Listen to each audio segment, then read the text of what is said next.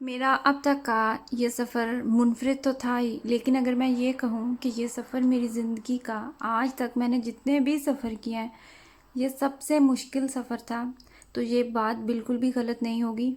हमने एक नहीं, दो नहीं, 3 फ़्लाइट्स हमारी जो हैं वो मिस हो गई थी। अस्सलाम वालेकुम ब्यूटीफुल पीपल, कैसे हैं आप सब? मैं अल्हम्दुलिल्लाह बिल्कुल ठीक ठाक हूँ और मेरी दुआ है कि आप सब भी बिल्कुल ठीक ठाक होंगे। Welcome back to my channel. और जो नए आने वाले हैं, आपको तहे दिल से खुशामदीद। मेरे चैनल को सब्सक्राइब कर लें। और वीडियो स्टार्ट करने से पहले मैं उन लोगों का बहुत शुक्रिया अदा करना चाहूँगी जो लोग मेरी वीडियो की लिंक जो है वो ज़्यादा लोगों को शेयर करते हैं। अपने जानने वालों को, अपने रिश्तेदारों को, फैमिली में मेरी लिंक जो है वो आगे आप फॉरवर्ड करते हैं। आप जब भी मेरे चैनल की मेरी वीडियो ज़्यादा लोगों को भेजते हैं किसी और को दिखाने के लिए, तो इस चीज़ से मुझे बहुत फ़ायदा मिलता है।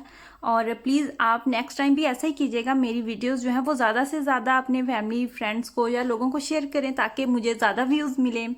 और जैसा कि आपके साथ मैंने वादा किया था कि मैं आपके साथ अपना वापसी का सफ़र जो है वो ज़रूर शेयर करूँगी, तो मुझे अपना वादा बिल्कुल याद था।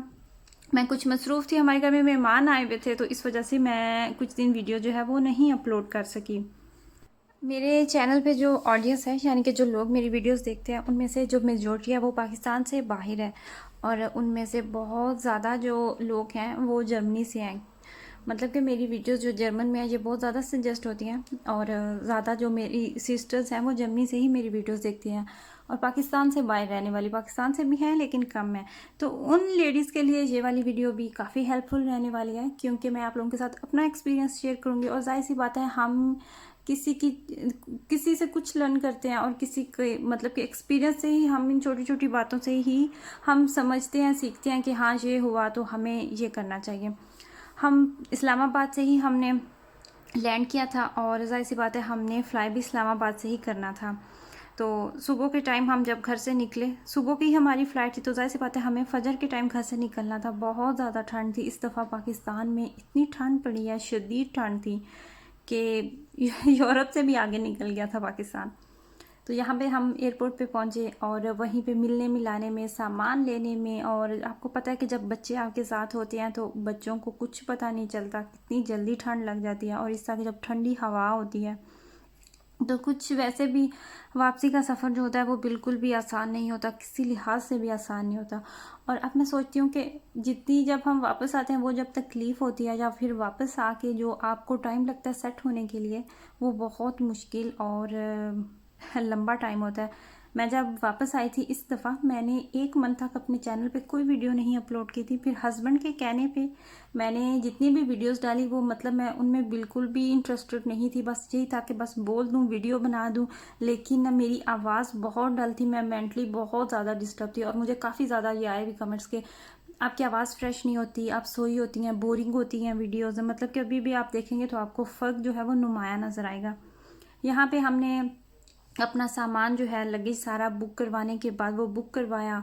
और जब बोर्डिंग वगैरह सारा सब कुछ क्लियर होगा एक ये भी टेंशन होती है कि जब आप सामान लेके एयरपोर्ट पे पहुंचते हैं तो वो आपको एक दफ़ा तो वो मस्ट खोलना पड़ता है।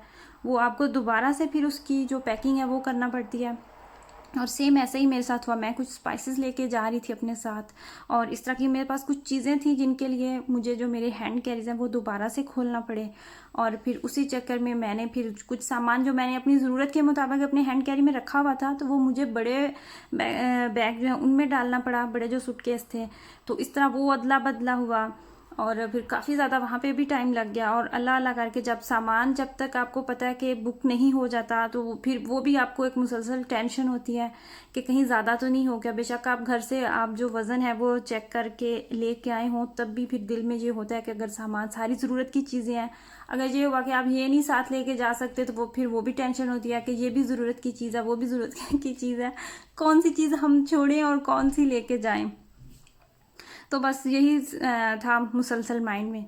और यहाँ पे तो खैर बच्चे भी बिल्कुल ठीक थे, फ्रेश थे। और जब आप सामान बुक करवा के जब आप इंटर होते हैं प्लेन में, तो वो भी फिर एक अलहदा सुकून होता है कि शुक्र है चल के आप अपनी सीट पे बैठेंगे तो सारा जो काम है वो आपको एक दफ़ा तो ऐसे लगता है जैसे ख़त्म हो चुका था।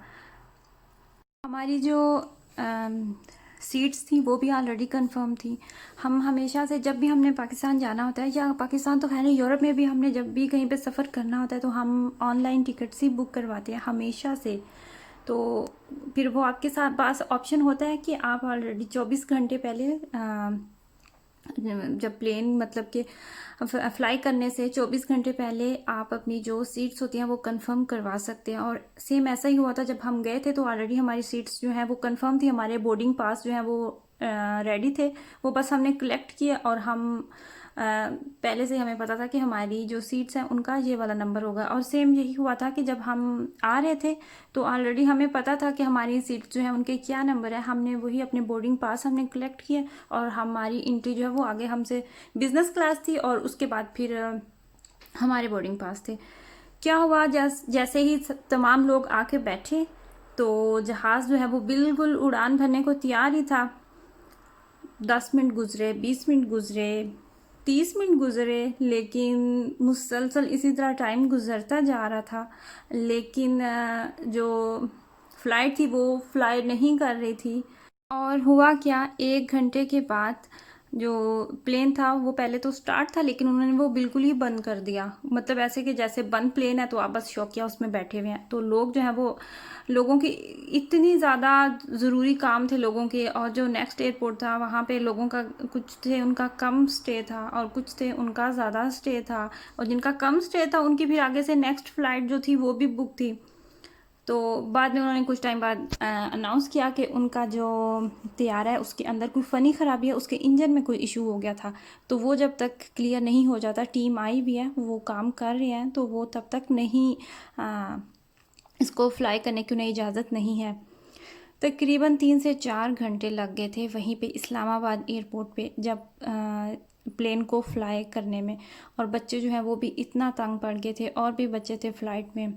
और हुआ क्या कि जब वहाँ से इस्लामाबाद से जहाज़ ने टेक ऑफ किया तो ऑलरेडी इतने ज़्यादा पैसेंजर्स जो हैं वो परेशान थे। वहीं पे लोगों को पता चल चुका था कि उनकी जो नेक्स्ट फ़्लाइट है वो मिस हो चुकी है।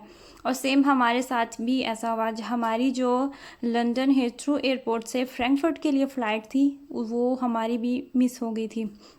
और फिर इस सिचुएशन में क्या होता है कि जब आपकी फ़्लाइट जो है वो मिस हो जाती है, अगर वो आपकी गलती नहीं है तो वो फिर आपके लिए फ़्लाइट जो है वो ख़ुद से ही बुक कर देते हैं।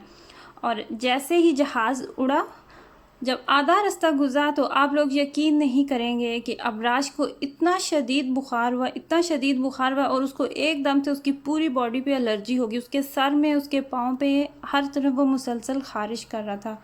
और मिराज है उसको एकदम से वोमिटिंग स्टार्ट हो गई, और दरमियान में मैं बैठी हुई थी, कभी मैं इसको देख रही हूँ कभी मैं उसको देख रही हूँ, और आप यकीन करें मैं इतनी ज़्यादा परेशान थी। और फिर इस पे सोने पे सुहागा क्या हुआ कि हमारी जो नेक्स्ट फ़्लाइट थी वो ऑलरेडी वो तो मिस हो चुकी थी। लेकिन जब मैंने अमले से बात की कि मुझे डॉक्टर की ज़रूरत है, मेरे दोनों जो बच्चे हैं उनकी तबीयत ख़राब हो चुकी है, तो मुझे आप कोई क्रीम बताएं या एलर्जी के लिए, या इस तरह मेरे छोटे बेटे की तबीयत ख़राब है। उन्हें फिर ये था कि उनकी फ़्लाइट की रेपुटेशन का मसला था कि हमारे फूड से तो नहीं कुछ हो गया। उन्होंने क्या किया कि वो मुझे लेके साइड पे अलहदा चले गए, और कि आप इंतज़ार करें तो हम आपको कुछ टाइम तक हम आपको एक्सप्लेन कर सकते हैं। और वही उन्होंने किया कि उन्होंने तकरीबन मुझे 15 मिनट के लिए वो मुसलसल बातें करते रहे। और हुआ क्या कि जब हम एयरपोर्ट पे उतरे तो उससे 5 मिनट पहले जो हमारी नेक्स्ट फ़्लाइट उनकी जानब से बुक की गई थी वो फ़्लाइट भी हमारी टेक ऑफ कर चुकी थी। ये वाला वही रेस्टोरेंट था जिस पे हमने जाते हुए खाना खाया था, और सेम उसी जगह पे हम बैठे थे, लेकिन वो फीलिंग्स, वो एहसास, वो सब कुछ डिफरेंट था। जाते हुए जो खुशी थी वापसी पे वो खुशी बिल्कुल भी नहीं थे। बच्चे जो थे, आप अभी इस पिक्चर्स में, इस वीडियो में आप देखें कि बच्चों की क्या हालत है, और अभी की जब आप देखेंगे तो आपको फ़र्क जो है वो नज़र आएगा। जब मुश्किल टाइम होते हैं ना, वही कहते हैं ना कि इंतज़ार जो है वो लंबे से लंबा होता चला जाता है।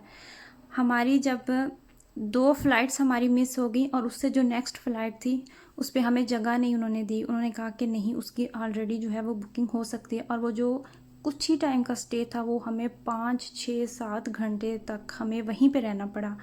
और प्लस बच्चों की तबीयत ख़राब थी। आप यकीन कीजिएगा कि मैं दुआएं मांग रही थी, मैं कह रही थी कि या अल्लाह मुझे एक दफ़ा घर पहुंचा दें, कि मुझे यकीन ही नहीं आ रहा था कि मैं घर पहुंचूंगी भी या नहीं। इतना वो मुश्किल टाइम था। मैं अभी आप लोगों के साथ शेयर कर रही हूँ तो मैं फिर दोबारा उसी सारी सिचुएशन में चली गई हूँ कि जो मैंने मुश्किल टाइम देखा। और फिर अल्लाह अल्लाह करके 12 बजे हम जो हैं वो फ्रैंकफर्ट एयरपोर्ट पे पहुंचे थे। और हस्बैंड जो है वो भी, उन्होंने 8 घंटे हमारा इंतज़ार किया था। हालांकि वो टाइम पे गए थे, लेकिन वही जो सारी फ़्लाइट्स जो थी वो मिस हो गई थी। तो यहाँ पे अभी जो आपने क्लिप देखा वो हम जब वो हमें रिसीव करें, और हमने शुक्र किया कि शुक्र है एटलीस्ट हम जर्मन में तो पहुँचे हैं ना। और फिर हम रात के तकरीबन 3-4 बजे थे, कुछ यही टाइम था जब हम घर पहुंचे थे। और मैंने सामान वहीं पे छोड़ा और फ़ौरन से हम अपने अपने बिस्तर पे आ गए और थोड़ा बहुत जो सोना था वो सोया। और सुबह उठते ही जाहिर सी बात है सामान में कुछ ऐसी चीज़ें थी जो मुझे फ़ौरन से बाहर निकालनी थी, फ्रिज में रखनी थी। और यही मैं आपको अभी सामान दिखा रही थी कि इस तरह का बिखरा हुआ। आज मिराज ने जब वोमिटिंग की, उसको एकदम से वोमिटिंग स्टार्ट होगी, तो बच्चे हैं वो जाहिर सी बात है ना वो वॉशरूम तक पहुंच सकते हैं ना वो आपको बता सकते। और वो मैं सारी सिचुएशन में आपको बता नहीं सकती कि वो कितनी ऑकवर्ड थी, कितना वो मुश्किल टाइम था। मेरे कपड़े गीले थे, उसके अपने गीले थे। टैबलेट्स मैंने रखी हुई थी साथ, लेकिन वो मैंने अपने लिए रखी हुई थी, बड़ों के लिए थी। बच्चों के लिए कोई भी ऐसे ही टैबलेट नहीं थी मेरे पास। प्लस मैंने बच्चों के कपड़े रखे हुए थे और मैंने अपने बिल्कुल भी साथ नहीं रखे हुए थे हैंड कैरी में। लेकिन वो जब जैसे ही मैंने एयरपोर्ट पे सामान खोला तो वो मैंने उसको रीपैक करते हुए तो सामान जो है वो मैंने इधर से उधर कर दिया। जो बच्चों के कपड़े थे वो मैंने बड़े जो सूटकेस थे उनमें डाल दिया और वो हमारे बुक होने चले गए। और जो मेरे पास हैंड कैरी थी उसमें कोई बच्चों का कपड़ा नहीं था, ना कोई मेरे पास कोई दवाई थी। मैं आप लोगों को यही कहना चाहूँगी कि छोटे बच्चों के साथ आप जब भी सफ़र करें, बच्चों के कपड़े मस्ट, वो तो मुझे लगता है कि माएँ रखती ही रखती हैं, लेकिन दवाई चाहे आपके बच्चे कितने ही बड़े क्यों ना हो जाएं, लेकिन जो बच्चों की दवाई होती है ना स्पेशल, वो भी आप लोग ज़रूर रखें। क्योंकि मेरा बहुत ही बुरा एक्सपीरियंस रह चुका है इस मामले में। और मेरे पास कोई ऐसी टैबलेट, कोई दवाई नहीं थी कि जो कि मैं अपने बड़े बेटे को दूँ तो उसका बुखार जो है वो कुछ तो कम हो। और वो जो एयरपोर्ट पे हमारा टाइम गुजरा था, और वो 6-7 घंटे मैं कभी भी नहीं भूलूँगी। और खैर टाइम जैसा भी हो, वो कहते हैं ना कि रात कितनी भी लंबी हो, रात गुजर ही जाती है। और टाइम जितना भी मुश्किल था, अब तो खैर काफ़ी अरसा हो गया है। जब भी लंबा सफ़र करें तो बच्चों की दवाई जो है वो ज़रूर साथ होनी चाहिए। अपनी फैमिली का बहुत ज़्यादा ख्याल रखिएगा, दुआओं में याद रखिएगा। अल्लाह हाफिज़।